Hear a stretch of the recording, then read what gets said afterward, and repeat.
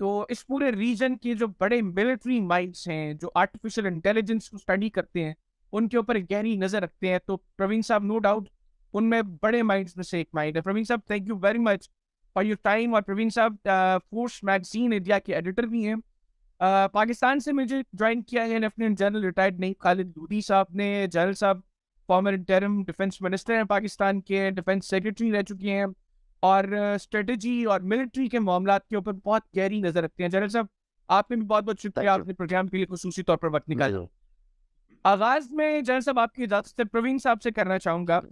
प्रवीण साहब मेरा पहला सवाल आपसे ये है कि सबसे पहली चीज तो चूंकि जंग डिस्कस होती है मुसलसल, और पाकिस्तान और भारत तो खैर जब भी डिस्कस हो, इवन हमारे क्रिकेट मैचेस भी इस तरीके से दिखाए जाते हैं कि जिस तरह पता नहीं खेल के मैदान में भी कोई फौजी निकल जाएंगे और वहां पर बल्ला और गेंद नहीं चलेगी, वहां पर भी बारूद चलेगा और गोलियां चलेंगी।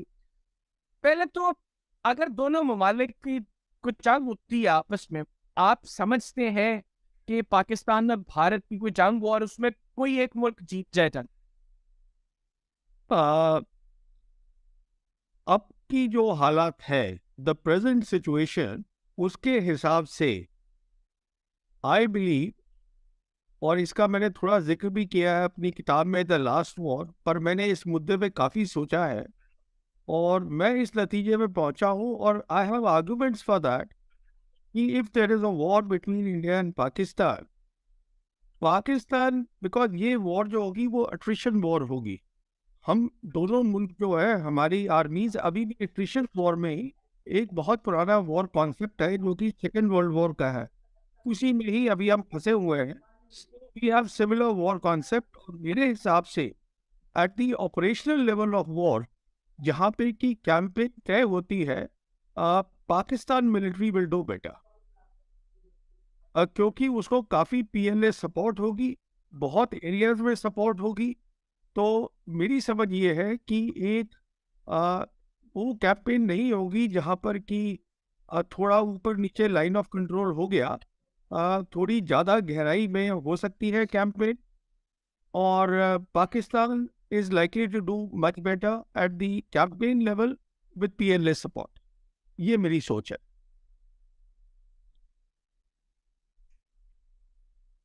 बिल्कुल जनरल साहब सेम क्वेश्चन आपसे।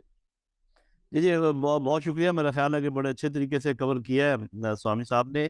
बात यह है कि आजकल जंगों की नौयत भी चेंज हो गई है। इसमें वो तो ठीक कह रहे हैं कि हम तो वो पुरानी जंगें ही लड़ेंगे शायद, लेकिन अब बहुत अवेयरनेस आ गई है दोनों फौजों में मेरे अपने ख्याल में, और फौजों में भी, और जो पॉलिटिकल लीडरशिप है वो भी। एक तो ये समझ, मेरा ख्याल अभी बातें समझ में आने लगी हैं कि जो टारगेट होता है किसी भी जंग में वो अपोजिंग माइंडसेट होता है।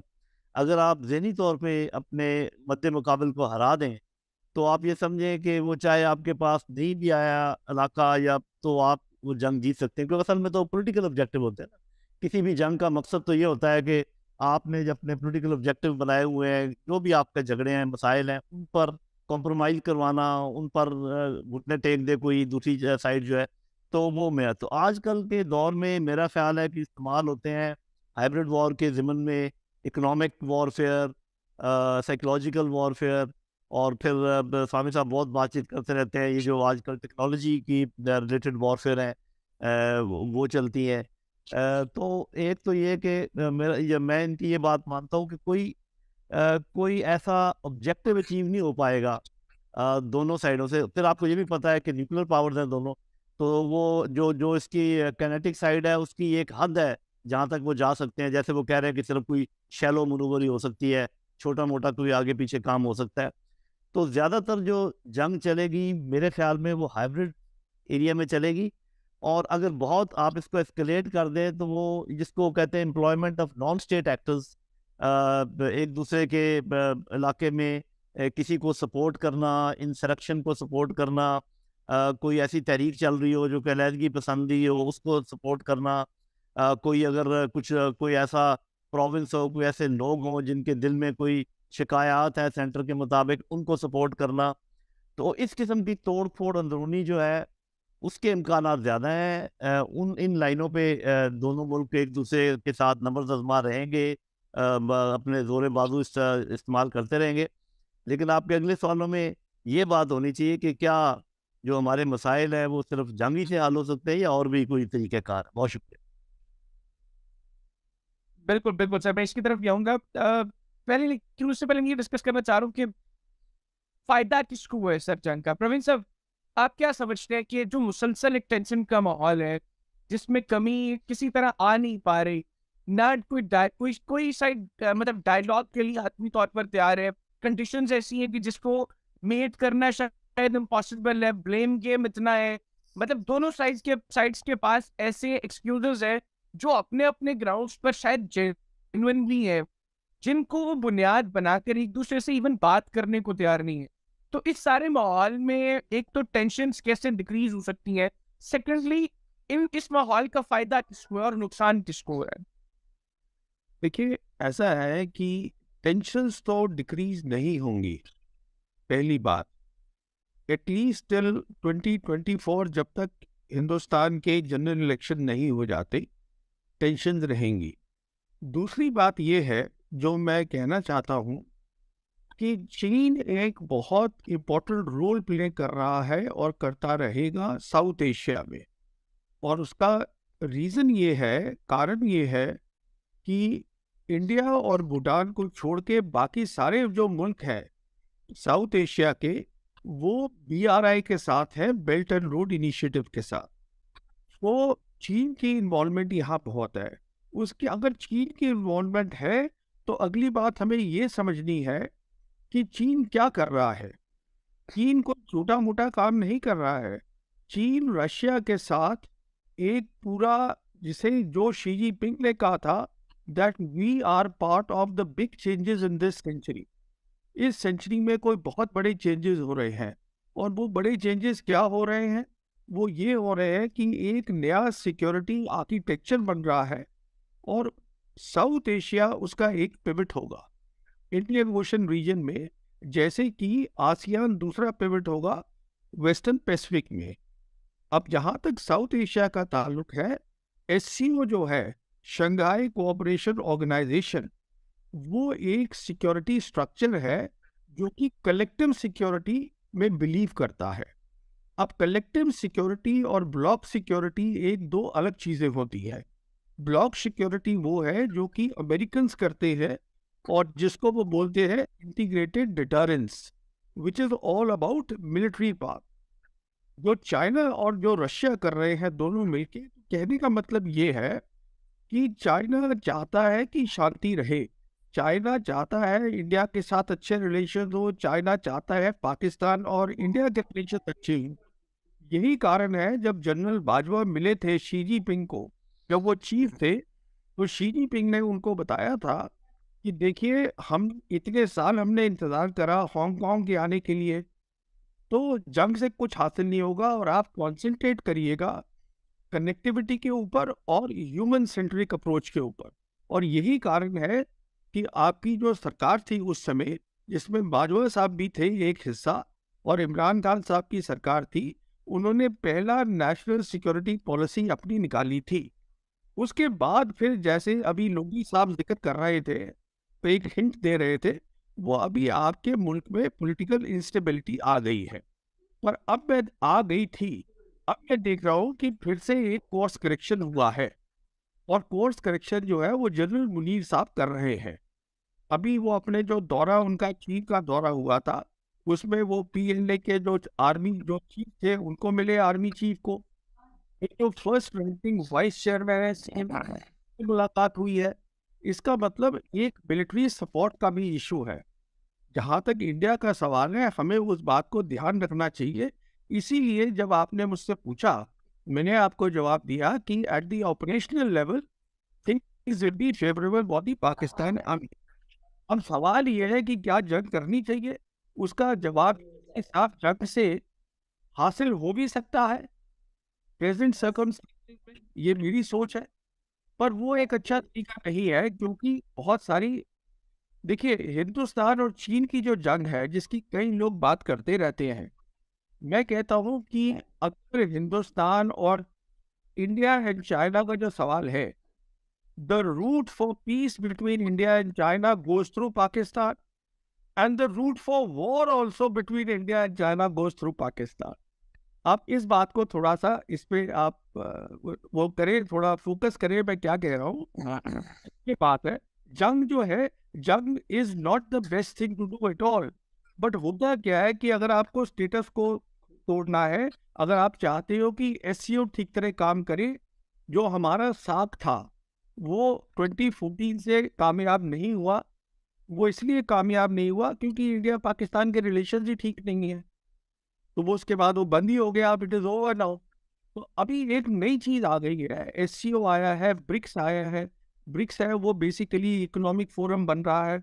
तो मेरा कहने का मतलब ये है कि हमको पहले बड़ी पिक्चर देखनी है।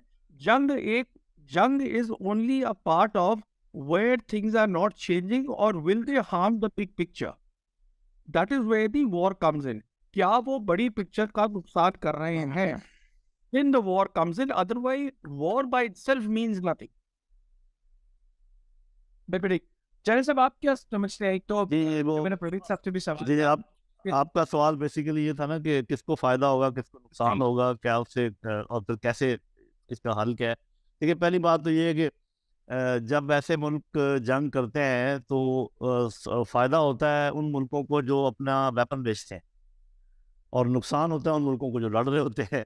तो इट इज़ वेरी ऑब्वियस के फ़ायदा होगा, अमेरिका को फ़ायदा होगा, कोई वेस्ट को फ़ायदा होगा, चीन को फ़ायदा होगा, अगर वो कनेक्टेड ना हो स्ट्रेटजिकली जो अब बात ये कर रहे हैं।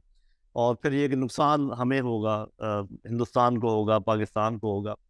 अब इसका तरीक़ाकार आगे बढ़ने का मेरी नज़र में ये है कि देखें, ये कि एक बात तो पक्की है, वो जैसे शायर ने कहा था कि दिलों की उलझनें बढ़ती रहेंगी अगर कुछ मशवरे बाहम ना होंगे। If you do not talk तो how can you say anything to each other. कि अगर मैं चाहे मैंने गुस्से का इजहार करना हो स्वामी साहब से, but I have to talk to him, और मैं उसका इजहार करूँगा, फिर ठीक है आहिस्ता आहिस्ता वो ठंडा होगा जैसे भी होगा। तो जब हम बात नहीं करते और बात करने की शराइत हमने रखी हुई है जो कि हो सकता है दुरुस्त हो, चूँकि आज हमने स्पेसिफिक उसमें नहीं जाना, लेकिन हमें पता है कि भारत और पाकिस्तान के दरमियान जब पाकिस्तान कहता है कि ये काम आप कर ले तो हम बात करते हैं, और वो काम कोई बहुत बड़ा नहीं है जो पाकिस्तान डिमांड करता है, और इंडिया भी डिमांड करता है कि आप ये काम कर ले तो हम बात करते हैं, वो भी कोई बहुत बड़ा काम नहीं है। हम एक दूसरे को एश्योरेंस दे सकते हैं कि ठीक है, जिस इलाके में हम कहते हैं जुल्म से तुम बंद करें, वो बंद कर सकते हैं। जो वो ये कहते हैं कि आप टेररिज्म को रोकें, तो हम उसके उनको गारंटी दे सकते हैं। उसके बाद बात करें, पीपल टू पीपल कॉन्टेक्ट हो, ताकि पोलिटिकल ईज हो ज़रा माहौल में। जब तक टेंशन रहेगी माहौल में, ये कुछ भी नहीं हो सकता। दूसरी बात ये है कि अब हमने देख लिया है कि जैसे कि ग्लोबल लेवल के ऊपर थोड़ा चेंजेस आ रही हैं, तो एक टेंशन ऊपर बड़े लेवल पर है, और बहुत ही मेरा ख्याल है कि अच्छा होगा, हक में होगा हिंदुस्तान और पाकिस्तान के हक में कि वो इन बड़ों की लड़ाई में ना पड़े। मतलब ये है कि अगर अमेरिका, चीन, रूस आपस में किसी भी बात पे लड़ रहे हैं, और हम किसी का ऐसा हरीफ बन जाए, स्ट्रेटेजिक पार्टनर बन जाए कि वो हमें मजबूर करे कि भी चूंकि हमारी लड़ाई है बी के साथ, और आप भी बी के साथ लड़ाई करें या आप हमारा साथ दें, तो वो बड़ा प्रॉब्लम होगा। लेकिन आपने नोट किया होगा, खासकर हिंदुस्तान की लीडरशिप को, ये मैं कहता हूँ हमेशा उन्होंने एक इंडिपेंडेंट वो रखा है, उनको ये एडवांटेज भी जाता है, और मैं करता हूँ, उनको अप्रिशिएट भी करता हूँ कि उन्होंने थ्रू आउट कोल्ड वॉर में भी आपने देखा होगा कि अपने आप को थोड़ा सा अलग रखा है इस मामले से। वो कि थोड़ा सा झुकाव था उनका यूएसएसआर की तरफ, लेकिन फिर भी ऐसे नहीं खुबे कि बिल्कुल ही उनके हर काम। अभी भी ऐसे है कि आपने देखा, बावजूद इसके कि अमेरिका ने हिंदुस्तान को खड़ा किया हुआ है चीन के खिलाफ, या कम से कम उनको सपोर्ट करता है अगेंस्ट चाइना, लेकिन चाइना के साथ जो ट्रेड है इंडिया की, जो अपने बातचीत करते हैं, जो छोटी सी स्कर्मिश हुई है उसके ऊपर बातचीत कर रहे हैं, तो they are not toeing the line of super power. हमें भी किसी हद तक काफ़ी हम कोशिश कर रहे हैं, लेकिन हमारा प्रॉब्लम इस वक्त ये है कि वो दोनों पावर्स हमसे नाराज हैं, क्योंकि हम थोड़ा सा छोटा मुल्क है। वो समझते हैं कि जब हम इनको हुक्म दें तो इनको फौरी तौर पे हमारा हुक्म मानना चाहिए। तो चूंकि इस वक्त हुक्म हम नहीं मान रहे, तो इसलिए हम अंडर प्रेशर भी हैं। और तो ये इस किस्म के पुल सरात के ऊपर चलना, ऐसा बैलेंस क्रिएट करना जिसमें हम अपना इंटरेस्ट देखें, अपने लोगों का इंटरेस्ट देखें, आपस में बातचीत करें, अपना ये शो करें दुनिया को कि इतनी हमारे अंदर अक्ल है कि हम अपने मसले हल कर सकते हैं, क्योंकि ये 1.5 अरब लोगों के मुस्तकबिल का सवाल है जो इस रीजन में रहते हैं। ये कोई छोटा मोटा काम नहीं है, ये दुनिया की आबादी का चौथा हिस्सा है जो यहाँ पर रह रहा है। और अगर हम और ऐसे ऐसे इंटेलिजेंट लोग हैं, आप देखें कि हमारे लोग, हमारे खित्ते के लोग जाके लीड कर रहे हैं, कहीं के वजीर आजम बने हुए हैं, कहीं पर कुछ हो रहा है। हमारे डॉक्टर्स, हमारे इंजीनियर्स, हमारे आईटी के एक्सपर्ट, हमारे इकोनॉमी के एक्सपर्ट, इंडिया के भी, पाकिस्तान के भी। तो इसका मतलब ये है कि we are an intelligent race. तो इंटेलिजेंट रेस का जो लिटमस टेस्ट होता है वो ये होता है कि क्या वो अपने मसाइल हल कर सकते हैं। Any race, any individual that cannot resolve his or their problems, उनकी इंटेलिजेंस को क्या करना।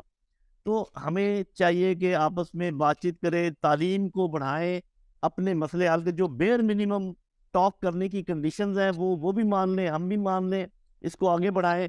तो इस तरीके से तो चल सकता है।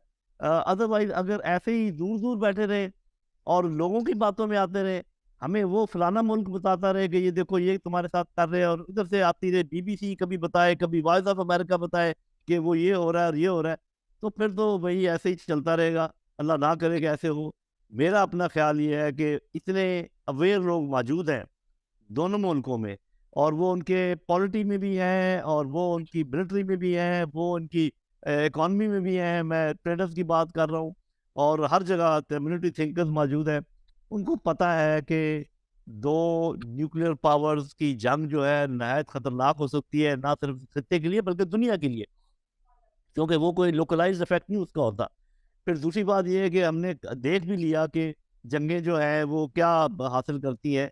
तो ठीक है, हम अपनी अपनी फौजों को रखें, अलर्ट रखें, कायम रखें, एक डिटरेंस का रखें, लेकिन उसके बाद डिटरेंस जब कायम हो जाती है तो उसके बाद बातचीत ही करनी होती है, और बातचीत के लिए माहौल बनाना होता है। तो बस ये मेरा ख्याल है कि इसके इम्कानात मौजूद हैं, बशर्ते के सही लोगों के पास ही आ जाए। वो जो कह रहे हैं परवीन साहब, ठीक कह रहे हैं कि अगर दोनों साइडों की या किसी एक साइड की पॉलिटिकल हेड या पॉलिटिकल पार्टी ये समझें कि दूसरे की दुश्मनी में हम वोट ज़्यादा ले सकते हैं अपने लोगों के, तो इसका ये मतलब है वहाँ पर ख्वानदगी का प्रॉब्लम है, वहाँ पर इल्म का प्रॉब्लम है, एजुकेशन का प्रॉब्लम है। तो एजुकेशन की तरफ हमें भी तवज्जो देनी चाहिए, इंडिया को भी तवज्जो देनी चाहिए। और ये जो एक दूसरे को हम बर्दाश्त नहीं कर सकते, ये जब हम सोचेंगे, समझेंगे, ज़्यादा पढ़े लिखे होंगे, तो शायद इसमें फ़ायदा होगा आगे बढ़ने का। बिल्कुल ठीक। प्रवीण साहब, जैसे जानिब साहब बात कर रही कि बड़ों की लड़ाई में हम लोगों को फरीक नहीं बनना चाहिए, एक तो इस पॉइंट के ऊपर आपकी क्या राय है? दूसरा, ये जनरल साहब ने जो जिक्र किया कि डिटरेंस के बाद अल्टीमेटली बातचीत फिर भी करनी पड़ेगी, तो जनरल साहब ने तो बता दिया कि बातचीत का माहौल कैसे बन सकता है। आपके नज़दीक बातचीत का माहौल कैसे बने? देखिए, ये अभी क्या हो रहा है कि पहले let's see the big picture before I answer these questions, कि क्या हो रहा है कि हम किसी नई कोल्ड वॉर में नहीं जा रहे हैं। ऐसा कुछ नहीं हो रहा है मेरे हिसाब से।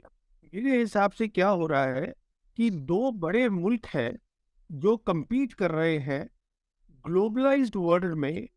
जो ग्लोबलाइज्ड वर्ल्ड फ्रेगमेंट हो गई है, हिस्सों में बदल गई है, एक हिस्सा वहां जा रहा है, एक हिस्सा यहाँ। इशू टेक्नोलॉजी का है जो बहुत अहम हिस्सा है। अगर प्रॉस्पेरिटी होगी, इसका मतलब दो अलग टेक्निकल स्ट्रीम्स बनेंगी। मैं बात कर रहा हूँ अगले 5, 6, 7, 10 साल में होने वाला है। उसमें क्या होता है कि आपको तय करना है, मिसाल के तौर पर पाकिस्तान जैसे है, पाकिस्तान के पास सीपीईसी है, तो वो तय करना है कि क्योंकि और कॉरिडोर बन रहे हैं, बहुत सारे कॉरिडोर बन रहे हैं after this peace between Iran and Saudi Arabia, बन रहे हैं, बहुत पैसा वहाँ लग रहा है, लैंड कॉरिडोर। तो हम वहाँ कहाँ आते हैं? तो कहने का मतलब ये है कि आपकी पार्टनरशिप तो चाइना के साथ है, अब वो और स्ट्रेंथन हो जाएगी, हो जानी चाहिए। ये मैं कह रहा हूँ, अगर आपको प्रॉस्पेरिटी भी चाहिए है, लंबा वो है, तो उसको तो ये कहना कि हम उनकी लड़ाई में नहीं पड़ेंगे या पड़ेंगे, लड़ाई तो वो भी नहीं कर रहे हैं। जहाँ तक चीन का ताल्लुक है, ये पहली बार है, ये हम पूरी मिलिट्री हिस्ट्री में देखेंगे, जहाँ वो एक बड़ी ताकत बनना चाहते हैं और बनेंगे on the basis of BRI, which is economic prosperity. वो क्या कह रहे हैं? BRI जो है, that is about common prosperity and collective security. ये है उनका।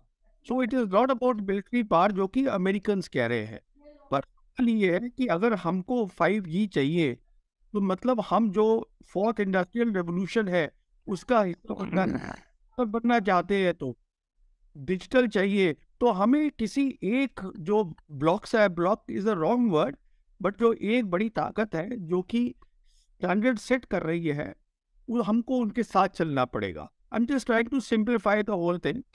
तो really we have to decide कि हम यहाँ पर आएंगे कि वहाँ आएंगे, क्योंकि हमारी 5G कहाँ से आएगी, हमारे डेटा सेंटर्स कहाँ से आएंगे, वो अमेरिका लाएगा, ये लाएगा, दोनों नहीं ला सकते हैं। हमारा जो इंडस्ट्रियल इंटरनेट है वो वहाँ से आएगा, यहाँ से आएगा, दोनों नहीं ला सकते हैं। तो ये सब चीज़ें हमको तय करनी पड़ेंगी। जब हम ये चीज़ें तय करते हैं, उसके साथ साथ हर मुल्क की अपनी अपनी प्रॉब्लम्स भी होती हैं। मिसाल के तौर पे जैसे अजरबैजान आर्मीनिया है, अब इनकी दोनों की बहुत पुरानी जो है लड़ाई चलती है, पर अब दोनों ने मेंबरशिप के लिए अप्लाई कर दिया है एससीओ की। तो कोई बड़ी बात नहीं है कि 5 साल के बाद चाइना की हेल्प से वो दोनों की जो प्रॉब्लम है वो सॉर्ट आउट हो जाए, जो कि आज तक नहीं सॉर्ट आउट हो पाई। अब हमारी प्रॉब्लम क्या है, हमारी क्या है कि इंडिया की प्रॉब्लम चाइना के साथ भी है, इंडिया की प्रॉब्लम पाकिस्तान के साथ भी है। ये एक बहुत बहुत डिफिकल्ट सिचुएशन बन जाती है। तो इसके अंदर चीन भी सोचेगा ज़्यादा पाकिस्तान से, क्योंकि चाइना के लिए एससीओ बहुत इंपॉर्टेंट फोरम है। अगर बार बार इंडिया कहेगा कि साहब हम नहीं आपके साथ चलने को तैयार है, हम दूसरे के लोगों के साथ चलने को तैयार है, तो प्रॉब्लम बड़ी हो जाएगी। तो उसमें फिर पाकिस्तान भी आ जाता है विली नीली। तो ये तो पहली बात हो गई। तो ये नहीं कि हम लड़ाई करना चाहते हैं, बट जिस तरफ दुनिया जा रही है तो आपको कॉमन प्रॉस्पेरिटी के साथ कलेक्टिव सिक्योरिटी भी देखनी पड़ेगी। पहली बात है, it can not be divided, it is indivisible. दूसरी बात, अब डिटरेंस। अब डिटरेंस तो ऐसा है ना कि आप कौन तय करेगा डिटरेंस। हिंदुस्तान का जो था सोच थी हमारे न्यूक्लियर वेपन्स हमारी डिटरेंस है, ये सोच थी। पर हुआ क्या, हुआ ये कि अप्रैल 2020 में चीनी आ गए, ये कोई छुपी बात तो है नहीं, और हमारी आगे जमीन पे बैठ गए। इसका मतलब उनको उनको they disregarded our deterrence completely, nuclear deterrence किया ना उन्होंने, पूरा डिसरिगार्ड, आके बैठ गए वो। सो डिटरेंस इनफैक्ट मैं ये समझता हूँ शायद हमें ये भी सोचना है, हम क्या न्यूक्लियर वेपन्स को बहुत ज़्यादा अहमियत दे रहे हैं। उसका रीज़न क्या है कि अभी जो डिटरेंस की कॉन्सेप्ट है वो ब्रॉड हो गया है, उसमें साइबर आ गया है, उसमें काउंटर स्पेस कैपेबिलिटीज आ गई है, ये सब डिटरेंस है। और इसके अंदर कोई एट्रीब्यूशन नहीं है, साइबर के अंदर काउंटर स्पेस कैपेबिलिटी में कोई एट्रीब्यूशन नहीं है, and it is doable. Nuclear weapons are not doable. आप यूक्रेन की लड़ाई में देख लीजिए, पुतिन ने बोल दिया कि प्रेसिडेंट पुतिन ने कि हम कर सकते हैं, फिर चाइना सबसे बोला कि नहीं न्यूक्लियर वेपन्स नहीं आने चाहिए। You see, so it is not doable. So the point I am making is, देखिए ये मेरी सोच है, दो मुल्क अगर उनकी कन्वेंशनल कैपेबिलिटीज में भी डिटरेंस है, न्यूक्लियर कैपेबिलिटीज में भी अलग डिटरेंस है, तो वो लड़ाई कर सकते हैं। This is my thinking. अब इसके ऊपर ये एक थीसिस है जिस पे हम और आगे बात कर सकते हैं। तो ये मैं बहुत ज़्यादा अभी प्रेजेंट पोजीशन के अंदर, जहाँ वॉरफेयर पूरी बदल गई है, जहाँ साइबर एक बहुत बड़े उससे आ गया है। इनफैक्ट आज साइबर की अहमियत ये है, जैसे लोधी साहब बोल रहे थे इसके बारे में, हाइब्रिड वॉर के बारे में। Hybrid war is basically your grey zone operation, your actual war, your everything is hybrid war. Economic war, Lawfare, ये सब हाइब्रिड हो गया। तो अगर आप ग्रे जोन ऑपरेशंस देखें तो साइबर की आज इतनी ज़्यादा अहमियत है कि वो पीस में भी काम आएगा, क्राइसिस में भी काम आएगा, बिफोर द वॉर भी काम आएगा, और वॉर में भी काम आएगा। तो कहने का मतलब ये है कि एक ये सब चीज़ें बदल रही हैं, कॉन्सेप्ट्स बदल रहे हैं, प्रॉस्पेरिटी का मतलब बदल रहा है। अब फिजिकल चीज़ें नहीं रह गई, अब हम जा रहे हैं डिजिटल की तरफ। इनफैक्ट पाकिस्तान ने तो साइन भी किया है एक एग्रीमेंट, ये पहली सरकार थी इमरान खान साहब की, कि हम और अपने ज़्यादा ई कॉमर्स करना चाहते हैं ग्वादार से। वो एक एग्रीमेंट हुआ था, और मुझे मालूम नहीं है उसके बाद उसके ऊपर क्या हुआ है। तो मेरा कहने का मतलब ये है कि सब चीज़ें जो पुराने कॉन्सेप्ट्स हैं मेरे हिसाब से, उन सबको अब एक नए तरीके से देखने की ज़रूरत है। फॉर द सिंपल रीजन, दो चीजें हो गई हैं। एक, चाइना का राइज हुआ है बहुत ज्यादा, और चाइना कंपटीशन में है अमेरिका के साथ, और वही जो चाइना है वो आज हमारा नेबर है। तो कंपटीशन ये नहीं है कि कहीं वो 7 समुंदर पार हो रहा है, यूरोप में हो रहा है, यहाँ हो रहा है, वहाँ हो रहा है, नहीं, यहाँ हो रहा है। That is one. और दूसरा ये है कि ये जो इमर्जिंग टेक्नोलॉजी है, ये एक इतने बड़ी तरीके से आ गई है कि वॉरफेयर का मतलब बदल रहा है, सब कुछ बदल रहा है। जैसे अभी लोधी साहब ने ठीक बोला कि कुछ और चीजें भी, even if we have the world war 2 की प्रैक्टिस हमारी है, एट्रिशन है, things are coming in, UCAVs आ रहे हैं, ड्रोन्स आ रही हैं, साइबर आ रहा है, थोड़ा थोड़ा करके दोनों मुल्कों में आ रहा है। तो इससे थोड़ा थोड़ा करके चीज बदलाव आता रहेगा। तो मेरे ख्याल में एक तो डिटरेंस का मतलब दोबारा समझने की शायद कोशिश है हम सबको एक साथ बैठ के, जिसमें कि बातचीत की जरूरत है to understand what is deterrence, what is your definition, what is my definition of deterrence. तो शायद वो चीजें मैं समझता हूँ जरूरी है। बिल्कुल ठीक। जनरल साहब, एक तो प्रवीण साहब की बातों पे आप क्या कहेंगे? सेकेंडली, इकोनॉमी का बड़ा जिक्र हुआ और वॉर फाइटिंग कैपेबिलिटीज। पिछले कुछ दिनों से पाकिस्तान में कोई बात हो रही कि हमारे इकोनॉमिक हालात शायद ऐसे हो गए कि हमारी मिलिट्री कैपेबिलिटीज में शायद कमी आ गई है। तो आप इसके ऊपर क्या राय रखते हैं? जी, पहले तो ये मेरे ख्याल बड़े अच्छे तरीके से इन्होंने जो डिटरेंस की लिमिटेशन है उनका भी जिक्र किया। जब आप न्यूक्लियर डिटरेंस की बात करते हैं तो वो उसकी ये एडवांटेज तो है कि वो बिग वॉर्स को रोक सकती है, लेकिन वो स्मॉल वॉर्स के लिए स्पेस जो है, बल्कि ऐसा ऐसा आपने देखा, जैसे चाइना इंडिया का उन्होंने जिक्र किया, इंडिया पाकिस्तान ने भी वो स्पेस बनाई हुई है और उसके अंदर जो है ना वो जंगे हो सकती। इसीलिए आपने देखा होगा कि पाकिस्तान बात करता है फुल स्पेक्ट्रम डिटरेंस की, तो जिसमें सिर्फ nuclear deterrence, nuclear to nuclear हो, और नीचे कन्वेंशनल टू कन्वेंशनल डिटरेंस की भी ज़रूरत है हमें। हमारे कुछ जो आपको पता, लोग कहते हैं कि जी जब आपने एटम बम बना लिए तो फिर आपको फौजों की क्या ज़रूरत है, तो वो ये बात नहीं समझते जो अभी वो एक्सप्लेन कर रहे थे कि एक स्पेस बनती है, क्योंकि न्यूक्लियर एक बड़ा उसकी उसकी एम्प्लॉयमेंट की बात करना ही एक बहुत बड़ी बात हो जाती है, और उसके नीचे बहुत सारी जगह है जहाँ पर जंगें लड़ी जा रही हैं। हमने देखा है कि अभी ये रूस और यूक्रेन में सारे इस वेस्ट के जो न्यूक्लियर पावर हैं सारी उसकी मदद कर रही हैं। रशिया न्यूक्लियर पावर है, कितना वहाँ खून बह रहा है, कितनी वहाँ जंग हो रही है, तो किसी ने न्यूक्लियर सेट जरूर दिया है रूस ने, लेकिन कोई इस्तेमाल करने का अभी तक नहीं हुआ, क्योंकि उनको पता है कि इससे जो तबाही बचेगी वो बहुत ज़्यादा है।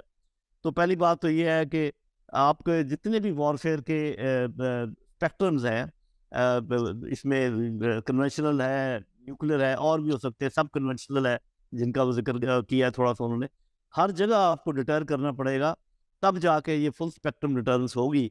और वो मेरा ख्याल है कि बनाई हुई है दोनों मुल्कों ने। जो आपने एक बात की इंपॉर्टेंट के इकॉनमी और डिफेंस साहब है, इसका ताल्लुक तो है।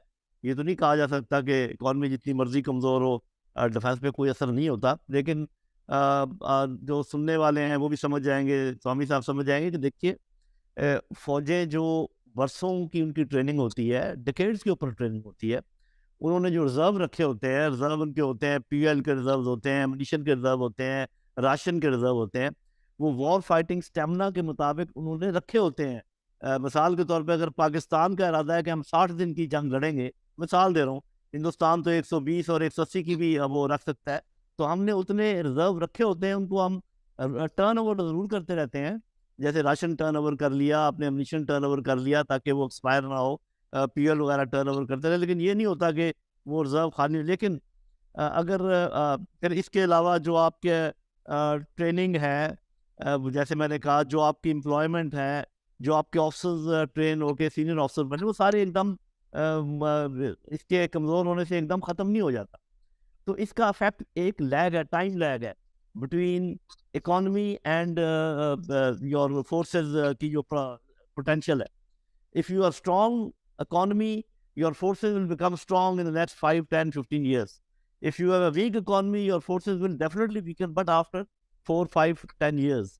तो मेरा ख्याल है कि फिलहाल ये जो 1 साल की हमारे इकॉनमी या 1.5 साल की इकॉनमी की हिट है, इससे पाकिस्तानी फ़ौज की इस्ताअत में या उनके पोटेंशियल में कोई ख़ास फ़र्क नहीं पड़ा होगा, नहीं पड़ेगा इंशाल्लाह।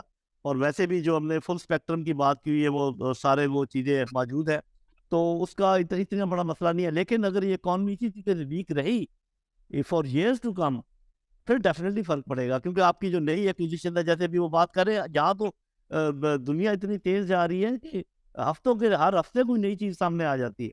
अभी जो ये वो क्या उसको जीटीवी चैट जीपीटी चैट जो है, वो उसका जो चीजें सामने आई है, जब ये एक्वायर करेगी फौज, इस चीज को समझेगी। अभी तो फौज में ये प्रॉब्लम होता है कि जल्दी समझते नहीं है टेक्नोलॉजी को, उसकी जो वजूहत है वो फिर कभी क्योंकि ये भी टेक्निकल आर्म से, मैं भी टेक्निकल आर्म से हूं, तो वो हम बात करेंगे तो दूसरे लोग माइंड कर जाएंगे।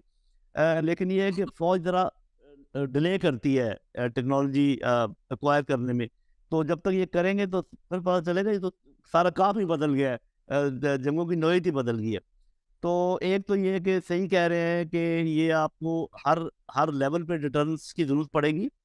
और दूसरी बात ये है कि वो जो आपने कहा इकॉनमी का इमीडिएट इफेक्ट नहीं हुआ है इंशाल्लाह, लेकिन ये नहीं कहा जा सकता कि कभी इफेक्ट होगा भी नहीं। बिल्कुल ठीक। अच्छा प्रवीण साहब, चूंकि वक्त काफी हो गया तो मैं अब कंक्लूजन की तरफ भी आऊंगा, लेकिन उससे पहले आपने किताब लिखी द लास्ट वॉर, और उसमें आपने इंडिया, पाकिस्तान और चाइना के हवाले से बड़ा ब्रीफली लिखा। और मुझे भी वो किसी हवाले से वो किताब मेरे तक पहुंची। इनफैक्ट आपका भी बड़ा कलीदी किरदार था, आपने वो किताब मेरे तक पहुंचाई, मैंने वो किताब पढ़ी भी। और अब मैं वो किताब जनरल लोधी साहब को भी भेजने वाला हूँ, जनरल साहब भी उसको पढ़ेंगे। उसके अंदर आपने पीएलए और पाकिस्तान के रिलेशन को भी जो है वो बड़ा डिस्कस किया। आप करंट सिनेरियो में, मतलब दोबारा मैं कहूँगा करंट सिनेरियो के अंदर पाकिस्तान और चाइना की जो स्ट्रेटेजिक पार्टनरशिप है, क्योंकि आपने उस किताब में बड़ा तफसीलन बताया, मैं व्यूअर्स के लिए भी पूछना चाह रहा हूँ कि पाकिस्तान और चाइना की स्ट्रेटेजिक पार्टनरशिप को करंट सिनेरियो में इंडिया पाकिस्तान रिलेशंस और फिर इस रीजन के हवाले से भी आप कैसे देख रहे हैं? देखिए, मैं ये समझता हूँ कि आपके जो रिलेशंस है पाकिस्तान के चाइना के साथ, वो अब तक और मजबूत हो जाने चाहिए थे। जब मैं मजबूत कहता हूँ उसका मतलब ये नहीं है कि आप अपनी मिलिट्री और तैयार करें। मैं ये कह रहा हूँ कि सीपीईसी का आप फायदा उठा सकते थे ज़्यादा, वो शायद नहीं उठा पाए हैं मेरे हिसाब से, क्योंकि वहाँ पर आपकी प्रॉस्पेरिटी है। तो चाइना आपके साथ बहुत कुछ कर सकता है, because China also needs you.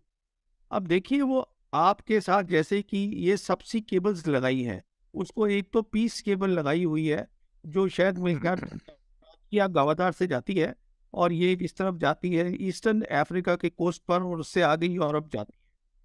तो कहने का मतलब ये है कि काफ़ी चीज़ें आई हैं आपके यहाँ। फाइबर ऑप्टिक केबल्स लगे हैं, जल्दी उम्मीद है शायद 5G भी आ जाए आप लोगों के पास, एटलीस्ट मेन सेक्टर्स के अंदर।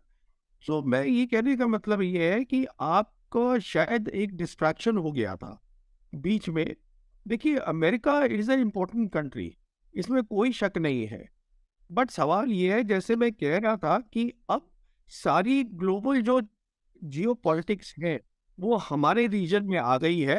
And when we use the word geopolitics, हमें वर्ड जियोग्राफी पर ज़्यादा ध्यान देना पड़ेगा, जो पहले देने की इतनी ज़रूरत नहीं थी, क्योंकि तब जो भी जियो पॉलिटिक्स हो रही थी वो यूरोप पे हो रही थी।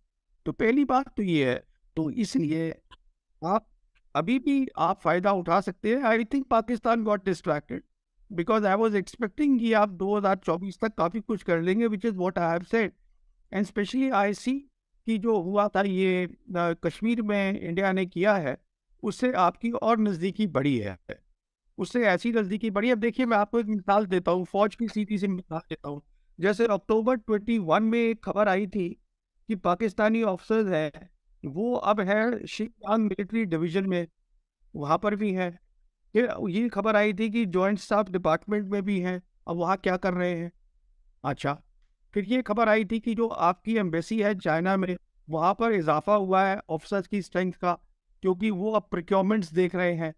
कहने का मतलब ये है, आप लोगों की इंटरऑपरेबिलिटी बढ़ी है, बहुत और फायदे हुए हैं, आपके ऑपरेशनल गैप्स मतलब they have been filled up. You can get a lot of operational sustenance from China. On the prosperity side you have the CPEC. अब जैसे ये अभी आफ्टर जनरल मुनीर के जो दौरा हुआ, उसके बाद ये खबर आई कि साहब अब हो सकता है कि आपकी वो रेलवे लाइन बन जाए। That railway line should have been made yesterday. You see that? So what I'm saying is that you have lagged behind, and especially at a time जबकि पूरा मिडिल ईस्ट का नक्शा बदल गया है, नॉट बदल रहा है, तो it is changed completely, everything has changed, have no illusions about it. सब कुछ बदल चुका है वहाँ। सेंट्रल एशियन रिपब्लिक्स का नक्शा बदल चुका है, मिडिल ईस्ट का बदल चुका है, गल्फ कंट्रीज का बदल चुका है। तो आप लोगों को कनेक्टिविटी वहाँ प्रोवाइड करनी थी, वो आप पीछे रह गए। ये प्रॉस्पेरिटी की बात कर रहा हूँ। तो the simple point is I am always convinced that Pakistan can benefit a lot. देखिए कि आपके मुशर्रफ साहब थे जो वहाँ गए थे, 2000 में बात करी चाइना के साथ कि साहब ये ग्वादार पोर्ट है, ये डीप सी पोर्ट बन सकता है। He is the one who started the whole talk. And अब वहाँ पे वो पूरा, देखिए बुरा मत मानिए मैं इस तरह बोल रहा हूँ, because for me it is important that Pakistan prospers. वो इसलिए नहीं कि आप कोई दुश्मनी की बात है, because I see that we are two people, we are same people in two nations and we need to have friendly ties. Pakistan prosper करेगा, रीजन प्रॉस्पर करेगा, हिंदुस्तान प्रॉस्पर करना चाहिए, सबको करना है। इसलिए what I'm saying is China and Russia are today, as far as geography is concerned, they should be our focus. China is right here, and as far as Russia is concerned, Russia has shifted the focus of its foreign policy from west to east. West में वो energy अपनी बेच नहीं पा रहे थे, तो उन्होंने अब एनर्जी ईस्ट में बेचनी शुरू कर दी। अभी रशिया को भी ये पाकिस्तान को भी कुछ दे रहे हैं, इंडिया को आ रही है, चाइना को आ रही है, तो उनको फॉरेन पॉलिसी इस तरफ आ रही है पूरी की पूरी। तो ये चीज़ें हैं जो कि बहुत जल्दी जल्दी चीज़ें हो रही है, और आपको भी देखना है, हमको भी देखना है। कुछ मजहब भी होती है, पॉलिटिक्स भी होती है, जो नहीं हो पाता है, काम टाइम पे नहीं हो पाता, but it is there should be people who should be thinking on these lines कि साहब ये हमें काम करने हैं। तो I think this is where we are. बिल्कुल ठीक। जैल साहब आप क्या कमेंट करेंगे? जी, मेरा ख्याल है कि वो सही उन्होंने कवर किया कि बेसिकली प्रॉब्लम हमें रिजॉल्व करना है इंटरनेशनल पॉलिटिक्स को देखते हुए फॉरेन पॉलिसी का। मेन प्रॉब्लम हमारा फॉरेन पॉलिसी का प्रॉब्लम है, और फॉरेन पॉलिसी का प्रॉब्लम इसलिए है कि कुछ हमारे लीडर्स जो हैं वो इंक्लाइंड हैं, या उनकी जड़ें हैं, या उनके कोई प्रॉब्लम है जिसकी वजह से वो अपने आप को खींच नहीं सकते, वेस्ट जो उन जड़ों को निकाल नहीं सकते, चाहे वो जिस शक्ल में भी हैं। अगर हमारे बच्चे हैं, हमारे असासे हैं, हमारी ट्रेड है, बहुत कुछ ऐसा है। लेकिन जितनी बातें इन्होंने बताई हैं सब दीवार पे लिखी हुई हैं, जली कैपिटल लेटर्स में लिखी हुई हैं कि भी फ्यूचर किस तरफ है, मिडिल ईस्ट किधर जा रहा है, अफ्रीका किधर जा रहा है, और कौन से पोल्स बन रहे हैं, और कौन हमें, और हम तो वी एट दी एडवांटेज, बहुत बड़ी एडवांटेज के जो नया पोल बन रहा है हम अरसा दराज से उसके साथ ऑलरेडी कनेक्टेड है, स्ट्रेटेजिकली कनेक्टेड है। तो ये वाकई ये जो डिले है सी पैक में अब मामला चल पड़ा है, वो रेलवे लाइन की बात आई, और मैं एग्री करता हूँ कि जो आर्मी चीफ की लास्ट विजिट है उससे फ़र्क पड़ा है। और ये भी मेरा अपना अंदाज़ा ये है कि आर्मी चीफ की चाइना वाली लास्ट विजिट से आपके इंटरनल मसाइल भी सीधे होने जा रहे हैं, जहाँ तक मेरा अपना अंदाज़ा है। देखते हैं अगले कुछ दिनों में ये बात वाज़ेह हो जाएगी। तो वो शेयर्ड प्रॉस्पेरिटी वाली अगर फ़िलासफ़ी हम पिकअप कर लें चाइना की, जो कि कोशिश कर रहा है कि कॉन्फ्लिक्ट अवॉइड हो, और जो कंपटीशन है वो टेक्नोलॉजी की कंपटीशन और इकॉनमी की कंपटीशन हो रहा है। अभी आपको पता है ब्रिक्स में मुल्कों ने, जिसमें इंडिया भी शामिल है, फैसला कर लिया है कि हम अदर देन अमेरिकन करेंसी जो है आपस में ट्रेड करेंगे। Now this is a big big news. Actually America की सारी जो हेजेमनी है that is anchored on this thing के dollar being the international currency. The moment dollar loses its position as international currency, तो उसकी बहुत सारी रेट जो है वो खत्म हो जाएगी। देखिए जितना मर्जी कर्जा हो उनके ऊपर, उन्होंने तो डॉलर छाप के वो कर देना है। हमारे ऊपर जब कर्जा होता है तो हमें डॉलर इधर उधर से लेने पड़ते हैं। तो जब और करेंसीज अंदर आ जाएंगी, युआन आ जाएगा, अगर इंडियन रुपी आ जाती है, अपना का ब्राज़ील की आ जाती, तो फिर ये है कि करेंसी की एक बास्केट बन जाएगी, उसमें हम जैसे मुल्कों के लिए शायद आसानी पैदा हो जाएगी। तो I agree with this thing कि great opportunity is waiting as far as Pakistan is concern. और चाइना पाकिस्तान की मजबूती जो है रिलेशंस की, वो ऑटोमेटिकली इंडिया पाकिस्तान के मसाइल को भी हल करेगी। बिकॉज वो जब थोड़ी सी ये क्लियर हो जाएगी बात कि अभी हम एक दूसरे को ज़्यादा बुली नहीं कर सकते, तो फिर ये है कि मामले सीधे होने का इम्कान है। तो मैं आई होप एंड प्रे कि whatever he is saying is also heard by our leadership, and they realize कि the opportunity which is waiting, why are we wasting that time? जब दुनिया का एक डायरेक्शन बन गई है तो उस डायरेक्शन में हम क्यों नहीं जा रहे? और इसका ये मतलब हरगिज़ नहीं है कि जो अफिलिएशन है या जो हमारी उनके साथ रिलेशनशिप है, deep relationship, that will culminate into some war or something. We can always avoid that. मैंने कहा ना कि हिंदुस्तान भी एक इंटेलिजेंट नेशन है, हम भी इंटेलिजेंट हैं इतने कि किसी की खातिर जंग करना तो बिल्कुल ही बेवकूफ़ी होगी, और हमारे अपने जो मसाइल हैं वो हमें हल करने चाहिए। तो मेरा ख्याल है पाकिस्तान को चाहिए कि CPEC, ग्वादर की डेवलपमेंट, बल्कि मैं तो कहता हूँ जो आपकी बाकी कोस्ट लाइन है, आप बाकी को कहें ना, आप UK को कहें, ऑस्ट्रेलिया को कहें, जापान को कहें। जापान इतनी गाड़ियाँ बनाकर भेजता है मिडल ईस्ट में, उनको बोले कि इधर आके असेंबल करें गाड़ियाँ और आप मिडल ईस्ट में दें, आपके पास बाकी कोस्ट लाइन जो बहुत कुछ है, हमारे पास पोटेंशियल बहुत है। तो with all this I think I agree कि अगर हम दोनों मुल्क कोशिश करें तो ना सिर्फ ये कि हम फ़ायदा भी हासिल कर सकते हैं whatever is happening at the global level, and also we can remain away as far the conflict is physical conflict is concerned. We can keep competing in technology, we can keep competing in economy, and let our people talk to each other. They can go and trade with each other, but whatever conditions we have put, either we review those conditions, या फिर वो एक ही condition तो है हमारी, एक ही condition है भारत की, उसको हम क्यों नहीं रिजॉल्व कर सकते? कोई इतनी बड़ी बात नहीं है। तो मेरा ख्याल है कि there is a silver lining as far as future is concern. Let us hope and pray that more people like him think in India, and more people like me also think in Pakistan, and probably we can move ahead as 1.5 billion people of this region. बिल्कुल, बहुत शुक्रिया जरा साहब आपका, अपने programme के लिए वक्त निकाला। प्रवीण साहब आपका बहुत बहुत शुक्रिया, आपने प्रोग्राम के लिए वक्त निकाला। आगाज़ में जो मैंने जिक्र किया था कि नॉर्मली जब हम इंडिया और पाकिस्तान को डिस्कस करते हैं तो हम मीनिंगफुल डिस्कशन नहीं कर पाते हैं, बावजूद उसके कि हमारा सब्जेक्ट उस गुफ्तगू का वही होता है। तो आज की इस नशस्त में कम से कम मैं मुतमईन हूँ कि दोनों अशखास जो पाकिस्तानी साइड और इंडियन साइड को देख रहे थे, दोनों ने जो बातें की हैं, अगर हमारी लीडरशिप इस पर गौर करेगी तो मुस्तकबिल करीब में हम कम से कम डायरेक्शन का तयन करने में कामयाब हो जाएंगे, जो अल्टीमेटली इस रीजन की प्रॉस्पेरिटी के अंदर अपना बड़ा किरदार भी अदा करेगा। और इस वक्त जब मैं ये प्रोग्राम रिकॉर्ड कर रहा हूँ तो मैं मलेरकोटला हाउस सियालकोट में मौजूद हूँ, और नवाब सलीमुल्लाह खान शेरवानी, जिनके 4 फादर्स ने रूल किया मलेरकोटला में, उन्होंने भी मुझसे इस ख्वाहिश का इजहार किया कि इंडिया पाकिस्तान के ताल्लुकात इतने बेहतर होने चाहिए कि मैं भारत जाकर अपने 4 फादर्स की जो स्टेट है उसको विजिट कर सकूँ। तो इस ख्वाहिश के साथ कि मुस्तकबिल करीब में दोनों ममालिक की लीडरशिप मैच्योरिटी का इजहार करेगी और अल्टीमेटली ताल्लुकात को बेहतर करेंगी, जो इस रीजन की और इस रीजन में रहने वाले लोगों की ख्वाहिश भी है और उनकी ज़रूरत भी है। मैं हैदर आयात खान आपसे इजाज़त चाहूँगा। अल्लाह हाफ़िज़।